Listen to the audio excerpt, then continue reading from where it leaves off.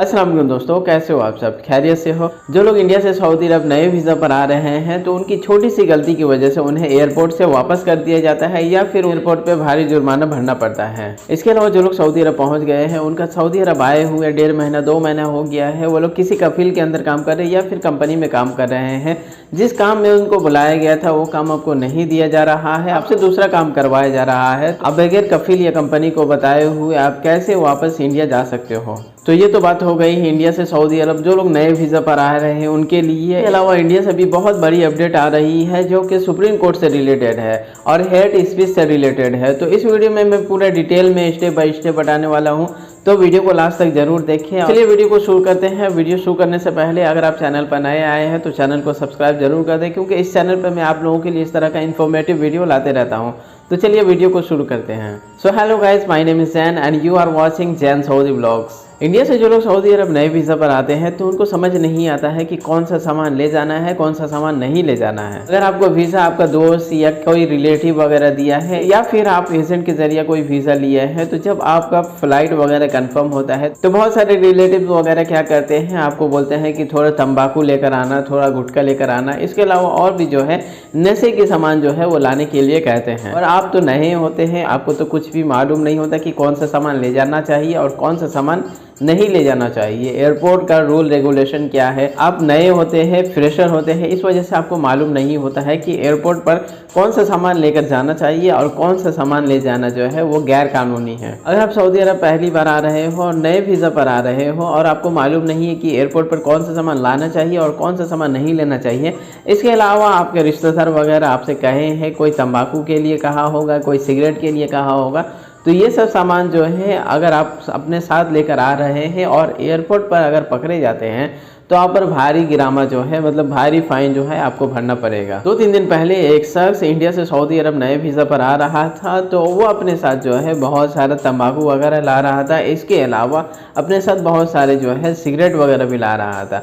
उसके बाद उसे सऊदी एयरपोर्ट पर पकड़ लिया गया। पकड़ने के बाद उस पर 3000 रियाल उसके बॉर्डर नंबर पर, क्योंकि वो तो पहली बार सऊदी अरब आ रहा था, उसके पास इकामा नहीं है सऊदी अरब का और ना ही कोई नेशनल आईडी है।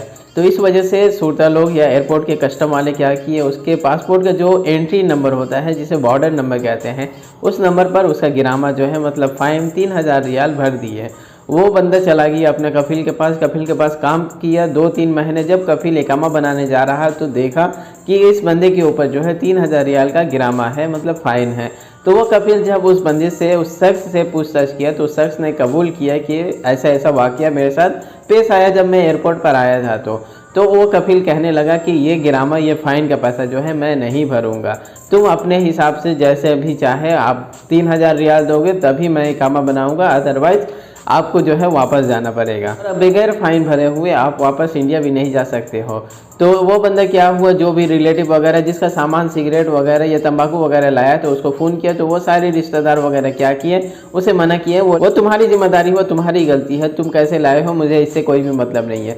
तो वो बंदा परेशान हो गया, बाद में इंडिया से पैसा मंगवाया और उसके बाद जो है कफील को दिया, तब जाके उसका कफील जो है उसका इकामा बनाया। तो इस तरीके से आप भी अगर नए वीज़ा पर सऊदी अरब आ रहे हो और पहली बार आ रहे हो तो मेरा एडवाइस यही है कि आप कोई भी नशे वाली ऐसे सामान ना लाए या फिर इतना क्वांटिटी में ना लाए। तंबाकू या फिर सिगरेट वगैरह एक लिमिट में लाएंगे तो इसका छूट है कस्टम के जरिए। अगर आप लिमिट से ज़्यादा लाते हैं तो आपको कस्टम वाले पकड़ते हैं और आप पर फाइन वगैरह जो है वो डालते हैं। तो आप अगर पहली बार सऊदी अरब आ रहे हो तो ऐसा गलती ना करें।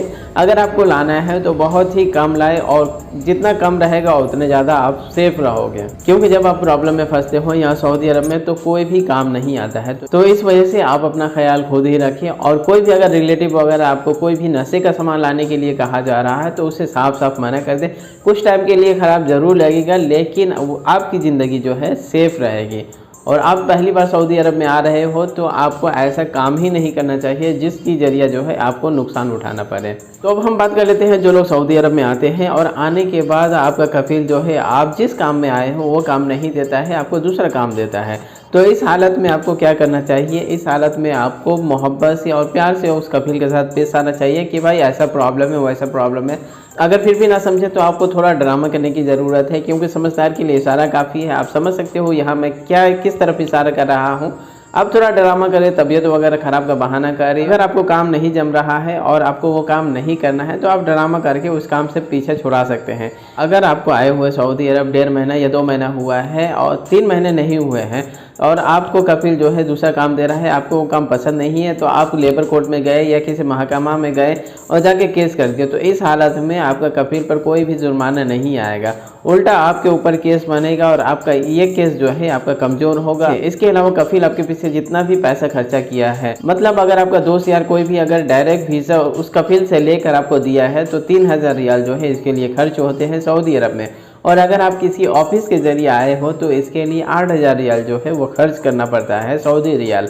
तो इस तरीके से अगर आप 3 महीने नहीं हुए हैं आपको सऊदी अरब आए हुए और आपका कफिल कोई दूसरा काम दिया है जिस काम में आप नहीं आए हो, जिस काम में आए हो आप वो काम आपको नहीं दे रहा है, आपको कोई दूसरा काम दे रहा है, तो इस हालत में आपको नॉर्मल तरीके से पेश आना चाहिए। आपको कोई कहीं भी जाके केस नहीं करना है।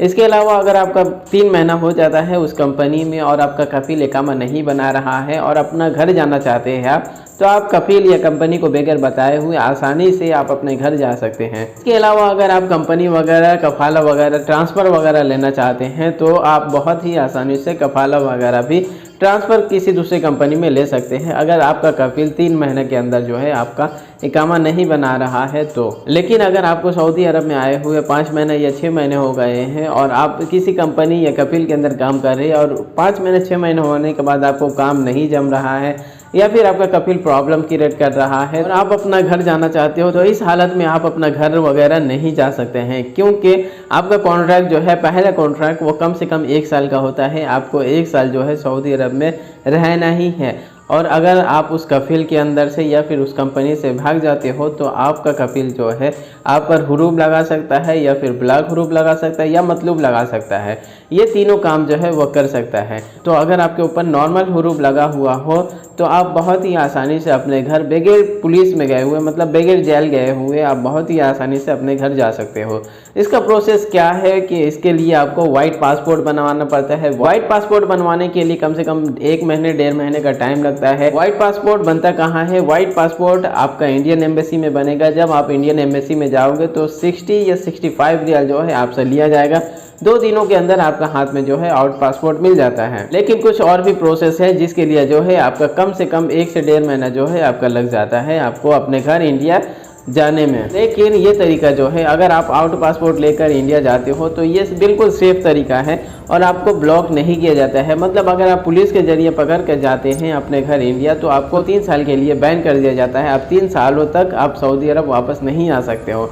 लेकिन अगर आप आउट पासपोर्ट लेकर और एम्बेसी के जरिए अगर आप इंडिया घर जाते हो तो आप नॉर्मल तरीके से अपना टिकट वगैरह कटाते हैं और आपको जो भी शॉपिंग वगैरह करना है शॉपिंग वगैरह लेकर, अपना लगेज लेकर, अपना सामान वगैरह लेकर बहुत ही आसानी से अपने घर इंडिया को जा सकते हैं। इसके अलावा इंडिया का कुछ अपडेट है वो आप लोगों के साथ शेयर कर रहा हूँ। इसकी बड़ी अपडेट इंडियन सुप्रीम कोर्ट की तरफ से आ रही है। इंडियन सुप्रीम कोर्ट ने हेट स्पीच को लेकर बहुत ही बड़ा फैसला लिया है। हेट स्पीच को लेकर सुप्रीम कोर्ट जो है अब बहुत ही सख्त हो गया है। इसके अलावा सुप्रीम कोर्ट का कहना है कि जो लोग हेट स्पीच दे रहे हैं उसके खिलाफ जल्द से जल्द कार्रवाई करने की जरूरत है। सुप्रीम कोर्ट का कहना है कि 21वीं सदी में हम रह रहे हैं और इस सदी में ये क्या हो रहा है, पूरे देश में नफरत का माहौल बना दिए गए हैं और ये रुक नहीं रहा, थम नहीं रहा है, ये रोजाना कहीं ना कहीं जो है हो ही रहा है। इसके अलावा एक समुदाय के खिलाफ जो है ये हेट स्पीच किया जा रहा है।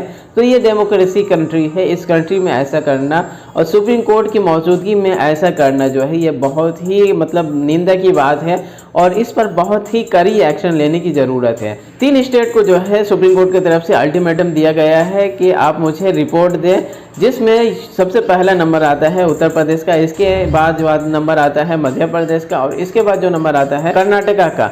तो ये 3 स्टेट ऐसे हैं जहां पर ज़्यादातर जो समुदाय के खिलाफ जो है नफरत भरी जा रही है, हेट स्पीच वगैरह दिया जा रहा है। तो इसके लिए जो है सुप्रीम कोर्ट अब सख्त हो गई है और अब जो है वो 3 स्टेट को अल्टीमेटम दी है कि आप मुझे जवाब दें कि ऐसा क्यों हो रहा है और हेट स्पीच देने वालों के खिलाफ अब जल्द से जल्द कार्रवाई करें। डेमोक्रेसी कंट्री में ये चौंकाने वाला टाइम है। इसके अलावा सुप्रीम कोर्ट की तरफ से जो है फाइनल लाइन या फाइनल सेंटेंस ये था कि धर्म की परवाह किए बगैर आपको कार्रवाई करने की ज़रूरत है।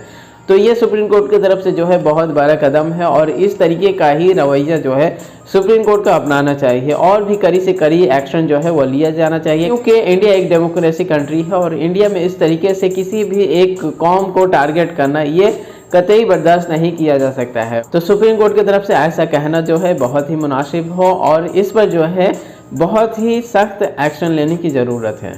तो उम्मीद करता हूँ दोस्तों वीडियो आप लोगों को पसंद आया हो। वीडियो अगर पसंद आए तो वीडियो को लाइक करें, अपने दोस्तों के साथ वीडियो को जरूर शेयर करें ताकि उनको भी इस तरह का इन्फॉर्मेटिव वीडियो पहुँच सके। और चैनल पर अगर आप नए आए हैं तो चैनल को सब्सक्राइब जरूर कर दें, क्योंकि इस चैनल पर मैं आप सभी के लिए इस तरह का इन्फॉर्मेटिव वीडियो लाते रहता हूँ।